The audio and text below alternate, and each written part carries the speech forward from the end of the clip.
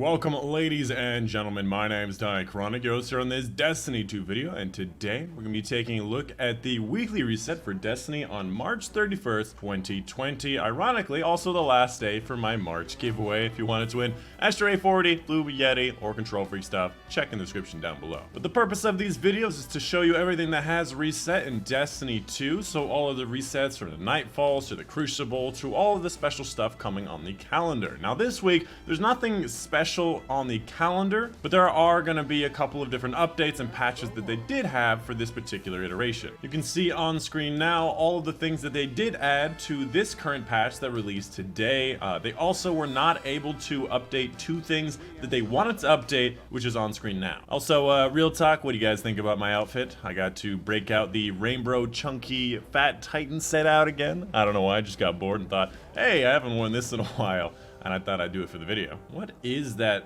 class set I'm doing underneath my legs right now? It's like attaching to the back of the back part. It's like, what are you doing? Stop! Don't do that. What's going on right now? There we go.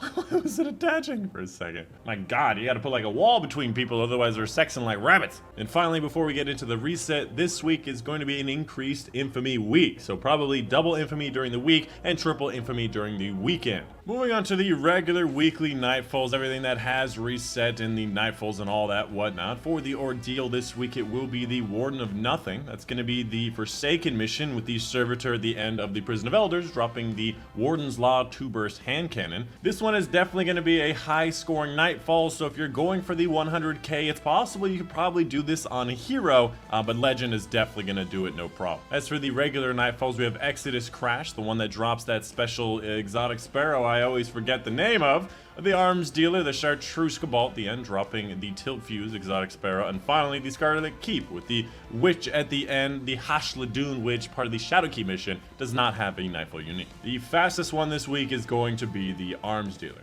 The heroic burn this week will be Arc Singe, and whenever it's Arc Singe, that means everything is on Arc Singe. So all of the Reckoning, Infamy, heroic stuff, everything is Arc Singe. For the rotating Crucible playlist, obviously there's no more Iron Banner. That was last week. For the other rotating Crucible playlist, first of all, we have Mayhem, which is a very fun game mode, all about supers and energy kills. If you need ability kills for whatever reason, this is the best place to do it. And the other one will be Breakthrough, which is kind of like a tug of war, capture the middle, capture the other person's zone kind of thing.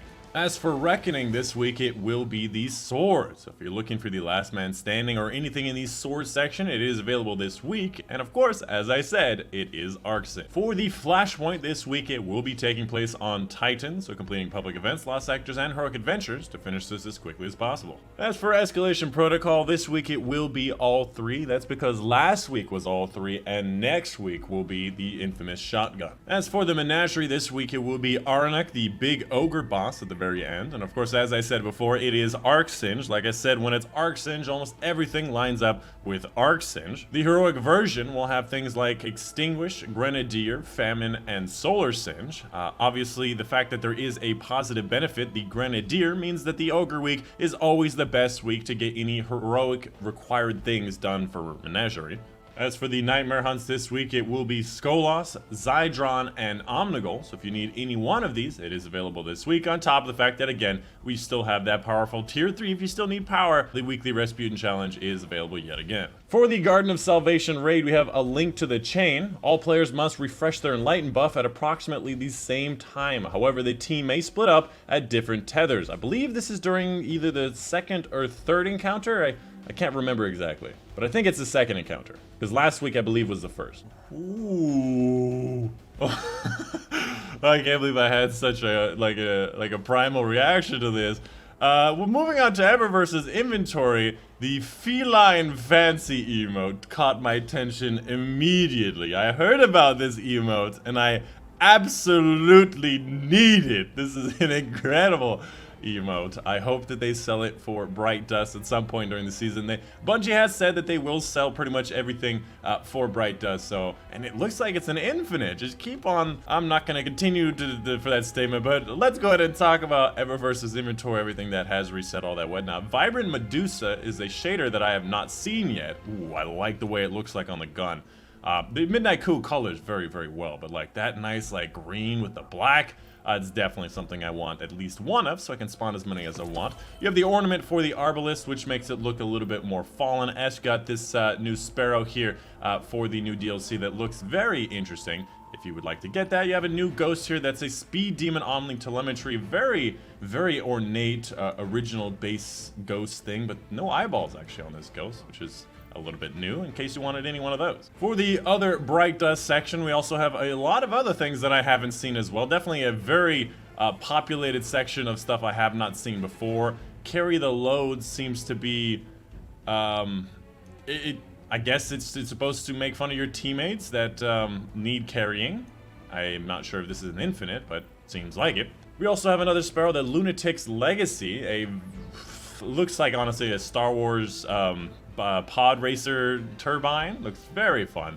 We have other things like I Surrender emotes. You have the Golden Age drop kick, which is actually a finisher. It's been a very long time since I've actually seen a finisher being sold by Eververse, which is nice to see. You have the ornament for the Thunderlord. This one is going to be a class item, so depending on what class you are, it will be that particular class. So if you are a hunter, you should get it, since the hunter set is looking pretty nice. And finally, obviously you have the vehicles and some other stuff across the bottom.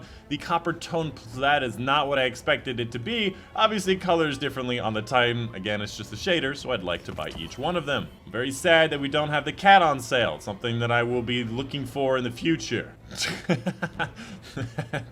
That's a nice emote as well, honestly. I'm looking for this one as well.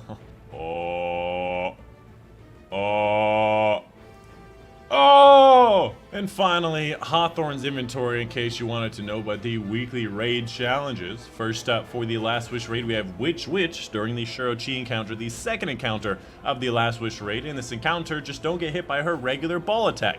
You can be launched, you can be pushed, but don't get hit by a regular ball attack that has a really large AoE. Somewhat of a difficult challenge for sure. Next up, for the Scourge of the Past raid, we have All for One, One for All. This is going to be in the first stage of the boss area, not the actual boss fight itself. In this particular stage, every single person has to dunk each one of the different 3 colors at least once. And there's a special strategy for doing that. Check out a video somewhere online about that. And finally, we have the Crown of Sorrows one, Total Victory. Again, similarly to the Scourge of the Past, it's in the first stage of the boss area, but then not the actual boss fight itself. And in this phase, you have to break the Deception Shield at least 5 times every time you deal damage to him. And that's it. That's gonna be the end of the video. Hopefully you guys did enjoy it.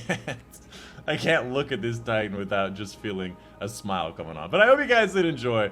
Let me know in the comments down below if you have any questions, any concerns, anything new happened, something I missed, please let me know. There's every once in a while there's something big that I completely just gloss over. So yeah, let me know.